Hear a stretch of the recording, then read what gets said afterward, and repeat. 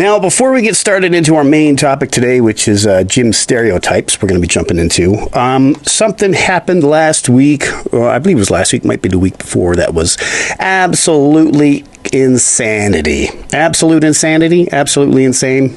Bananas bonkers. So we're going to go over it here today. So Thor Bjornsson, I'm pretty sure that's how you pronounce his name. Thor Julius Bjornsson. Anyway, he played the Mountain in Game of Thrones, and if you're in the gym industry, you definitely know who he is. If you're not into bodybuilding or weightlifting, you might only know him from Game of Thrones. Either way, he's pretty much the strongest man ever in history, in the universe. It's like Goliath strength, motherfucker. And so he broke the world record of deadlifting a few months ago. You may have heard he broke the world record lifting 505 kilograms, a 505 kilogram deadlift, which is, so he broke the previous record, which I believe was 501, and that was his too. That was his world record. So he broke his own world record, and so we're going to take a look at that here. You may have already seen it, but check this shit out.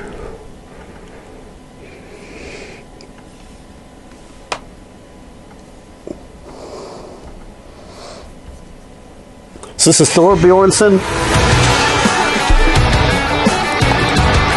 crushing 505 kilograms.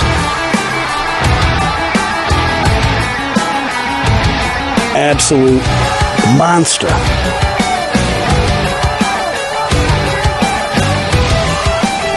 What a fucking beast. Let's take another look at that.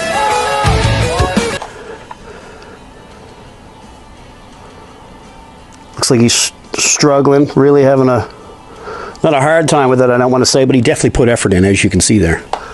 So he did that a few months ago, and just last week or the week before, he actually broke that record, which was his. So he broke a record again by lifting 510 kilograms. So we're going to show you this one. Have a look at this one. Make some noise, world record. Bjornsson of Iceland, 510 kilograms. Unreal.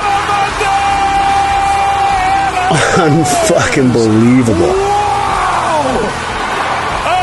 Now, thing that comes to mind when you look at eagle-eyed cherried viewers may have noticed there is a pretty significant difference between the two of those. Let me see if I can zoom in on these a little bit, just so we can.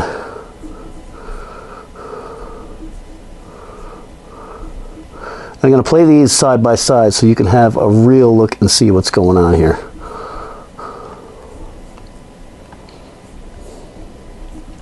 So let's take a look at the first one again. Lighter weight, 505. Look how much it looks like he's struggling on this one. Now take a look at the second one, the newer one, 510 kilograms. Heavier than the first lift. However,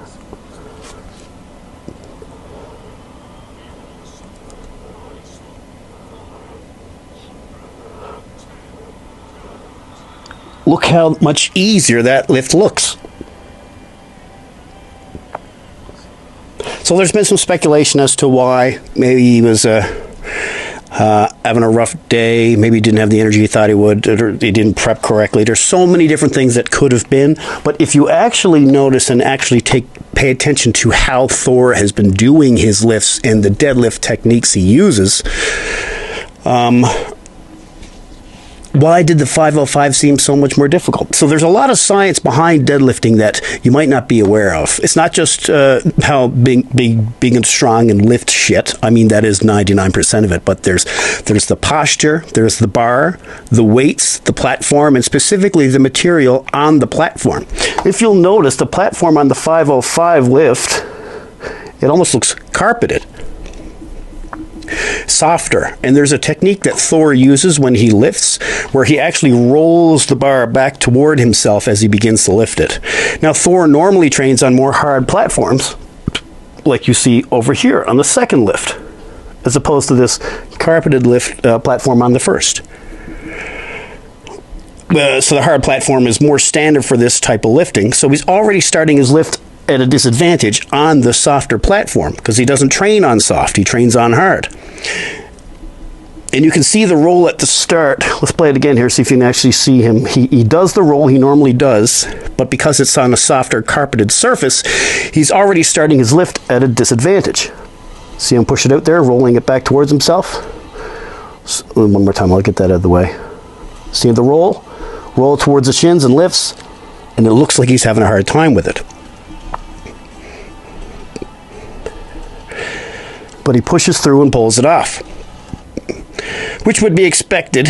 It would be expect him to be struggling with it because it's over 1,000 fucking pounds.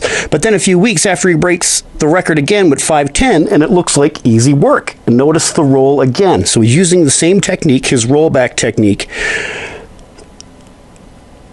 but it looks easier, and that's because of the platform. The material is hard, so he's able to get his roll going. Just watch. Watch the roll. Roll towards himself, and he pulls. So it's almost one fluid motion as opposed to two separate motions. That's all because of the platform. The platform is hard. So he's able to get his roll going, and he begins his lift the way he's been training to do it.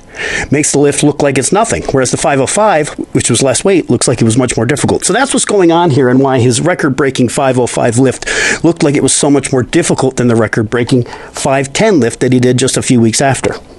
There's so much more behind the lift as opposed to just lifting heavy weight. So that's what's going on there. I thought that that was pretty interesting, and especially with all the speculation going on as to why the 505 looked like so much more effort. Was he tired? Was he overtrained? No, he was just on the wrong platform. It wasn't how he trains his lifts. And so that's why he was able to get the 510 so much easier. So much easier. So I thought that was pretty interesting. And now you learned a little something about deadlifts that you might not have known before. Different techniques.